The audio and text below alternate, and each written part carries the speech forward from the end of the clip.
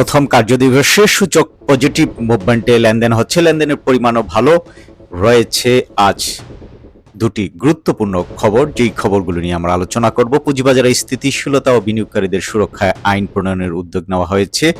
অন্যদিকে বাজারে একটি কমন রোগ, সে বিষয়টি কিন্তু খুব সুন্দরভাবে এই প্রতিবেদনে তুলে ধরা হয়েছে, যে বাজারে বাড়লেই আপনার বিনিয়োগকারীরা শেয়ার কিনেন আর কমলে বিক্রি করেন কেন, সেটা ডিএসসির তথ্যে স্পষ্ট হয়েছে।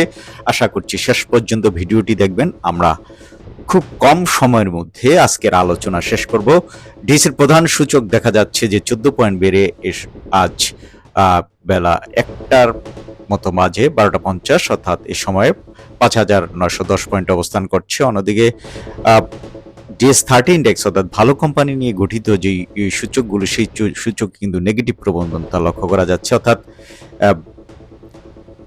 এ থেকে বোঝা যাচ্ছে যে ভালো কোম্পানির মাইনাস পয়েন্টে থাকা মানে বেশ কয়েকদিন যেসব শেয়ারের দর বেড়েছিল কিছুটা, সেই শেয়ারগুলো বিক্রি করে দিচ্ছেন বিনিয়োগকারীরা। এবং আজ এ সময় 254টি প্রতিষ্ঠানের দর বেড়েছে, 182টির কমেছে এবং 50টি প্রতিষ্ঠানের দর রয়েছে অপরিবর্তিত। আগের কার্যদিবসেও কিন্তু 1,000 কোটি টাকার উপরে লেনদেন হয়েছিল। মাঝখানে মার্জিন ঋণ ইস্যুতে কিছুটা টালমাটাল ছিল বাজার। এখন সেই ঘটনাগুলো অতিক্রম করার পর কিন্তু বাজার এখন পুরোপুরি আস্থা ফিরেনি। সেটা কিন্তু এখন দেখা যাচ্ছে যে eastern bank first mutual fund এর ভিতরে হল্টেড হয়েছে আজ 40 পয়সা বেড়ে 5 টাকা 30 পয়সা। ফার্স্ট ফিন্যান্সের 10 পয়সা বেড়ে 2 টাকা হল্টেড হয়েছে। ফার্স্ট ফিন্যান্সের দর 20 পয়সা বেড়ে 2 টাকা 60 পয়সায় হল্টেড হয়েছে। গোল্ডেন জুবলি মিউচুয়াল ফান্ড এই প্রতিষ্ঠানটি 80 পয়সা বেড়ে 9 টাকা 40 পয়সায়। গ্রিন ডেল্টা মিউচুয়াল ফান্ড 50 পয়সা বেড়ে 5 টাকা 50 পয়সায়। আইসিবি সোনালী মিউচুয়াল ফান্ড 60 পয়সা বেড়ে 6 টাকা 90 পয়সা। পিএসপি মিউচুয়াল ফান্ড 30 পয়সা বেড়ে 4 টাকা 20 পয়সায়। কুইন সাউথ টেক্সটাইল 1 টাকা 70 পয়সা বেড়ে 19 টাকা 40 পয়সায় হল্টেড। রেনউইক যোগেশ্বর 60 টাকা 10 পয়সা বেড়ে 862 টাকায় হল্টেড হয়েছে। রাইজিং রিং সাইন এই প্রতিষ্ঠানের দর ও বেড়ে হল্টেড হয়েছে। এরপর রয়েছে ওসমানিয়া গ্লাস এই প্রতিষ্ঠানটি 6 টাকা 30 পয়সা বেড়ে 69 টাকা 90 পয়সায় হল্টেড হয়েছে। অন্যদিকে আজ যদি দেখি পজিটিভ মুভমেন্টের যে শেয়ারগুলো রয়েছে তার মধ্যে ওয়ালটন হাইটেক রয়েছে প্রথম, তারপর ব্র্যাক, তারপর রয়েছে ইউপিজি অর্থাৎ ইউনাইটেড পাওয়ার জেনারেশন লিমিটেড এই প্রতিষ্ঠানটি দেখেন গত 3 মাসে 8.11% পজিটিভ রিটার্ন দিয়েছে। এরপরে রয়েছে রবিয়া জিয়াটাও গত 3 মাসে 6.67% পজিটিভ রিটার্ন দিয়েছে। এবং তারপরে রয়েছে শার্প ইন্ডাস্ট্রিজ এই প্রতিষ্ঠানটি 136.77% পজিটিভ রিটার্ন দিয়েছে। এরপরে রয়েছে স্কয়ার ফার্মা আজ পজিটিভ মুভমেন্টে রয়েছে। রেনেটা, তারপর মালিক স্পিনিং, পাওয়ার গ্রিড। আর যদি দেখি যে টপ গেইনারের প্রথমে কিন্তু ব্র্যাক, তারপরে স্কয়ার ফার্মা, শার্প ইন্ডাস্ট্রিজ, ওয়ালটন, মালিক স্পিনিং, রেনেটা, সামিট অ্যালায়েন্সপোর্ট, প্রাইম ইন্স্যুরেন্স, কুইন সাউথ টেক্সটাইল এবং বিকন ফার্মাসিউটিক্যালস রয়েছে টপ যে পজিটিভ মুভমেন্টের তালিকায় সেই 10টি শেয়ার। এখন আমরা আজকে মূলত খবর নিয়ে আলোচনা করব। পুঁজিবাজারে যে স্থিতিশীলতা ও বিনিয়োগকারীদের সুরক্ষায় আইন প্রণয়নের উদ্যোগ নিয়েছে সরকার।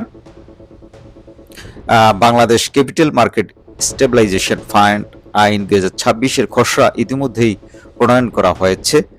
আর্থিক বিভাগ সূত্র জানিয়েছে, পুঁজিবাজারে বিনিয়োগকারীদের স্বার্থ আরও সুরক্ষিত করা বাংলাদেশ ক্যাপিটাল মার্কেট স্টেবিলাইজেশন যে ফান্ডকে অধিক কার্যকর ও স্বয়ংসম্পূর্ণ প্রতিষ্ঠানে রূপান্তর এবং অব্যবহৃত নগদ লভ্যাংশ, শেয়ার ও অন্যান্য আর্থিক প্রতিষ্ঠানের ব্যবস্থাপনায় আর স্বচ্ছতা ও জবাবদিহিতা নিশ্চিত করতে এই আইনের খসড়া প্রণয়ন করা হয়েছে। প্রস্তাবিত সিএমএসএফ আইন 2026-এর খসড়া আর্থিক প্রতিষ্ঠান বিভাগে প্রকাশ করা হয়েছে। বর্তমানে এটি অর্থ মন্ত্রণালয়ের যাচাই ও নীতিগত পর্যায়ে রয়েছে। পুঁজিবাজারের সাথে সংশ্লিষ্টরা জানিয়েছেন যে প্রস্তাবিত আইনটি কার্যকর হলে সিএমএসএফ বাংলাদেশের পুঁজিবাজারে একটি আধুনিক নগদ লভ্যাংশ বিতরণ কেন্দ্র অর্থাৎ বিতরণ কেন্দ্র হিসেবে কাজ করার সুযোগ পাবে।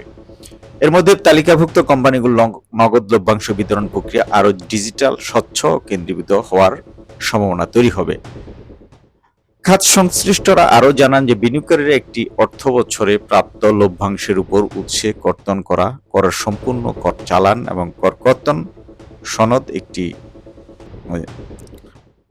একক প্ল্যাটফর্ম থেকে পাওয়ার সুযোগ পাবেন। এতে কর সংক্রান্ত আনুষ্ঠানিকতা সহজ হবে এবং স্বচ্ছতা বৃদ্ধি পাবে। এই বিষয়টি আপনারা sharebusiness24.com এবং কালের কণ্ঠে প্রকাশ করেছে, সেইখান থেকে দেখে নিতে পারেন। আমরা মূল বিষয়ে এখন একটু আলোচনায় আসবো যে বাজারে যখন বাড়ে তখনই কিন্তু সাধারণ বিনিয়োগকারীরা, যে ক্ষুদ্র বিনিয়োগকারীরা শেয়ার কেনেন এবং কমলেই বিক্রি করে দেন, যার ফলে কিন্তু তারা লোকসান থেকে বের হতে পারেন না, এরকম একটি স্ট্যাটিস্টিক্স উঠে এসেছে। এই খবরটি খুবই গুরুত্ব সহকারে দেখবেন, এখান থেকে কিন্তু অনেক কিছু জানার আছে, এই জন্য আমরা প্রতিবেদনটি সামনে এনেছি। আমরা ভিডিওর লিঙ্কে এই নিউজটির আমরা লিঙ্ক দিয়ে দিব। যে শেয়ার বাজারে দর বাড়ার সময় সবচেয়ে বেশি কেনাকাটায় সক্রিয় থাকেন ক্ষুদ্র বিনিয়োগকারীরা, আবার বাজার পতন শুরু হলেই তারাই সবচেয়ে বেশি বিক্রি করেন। অন্যদিকে বড় বা প্রাতিষ্ঠানিক বিনিয়োগকারীদের আচরণ ঠিক উল্টো।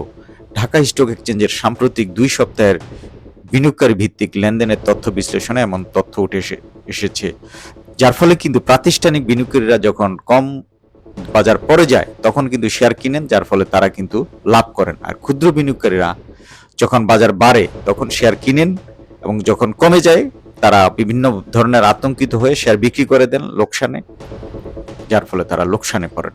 সুতরাং এই একটি বাস্তব চিত্র।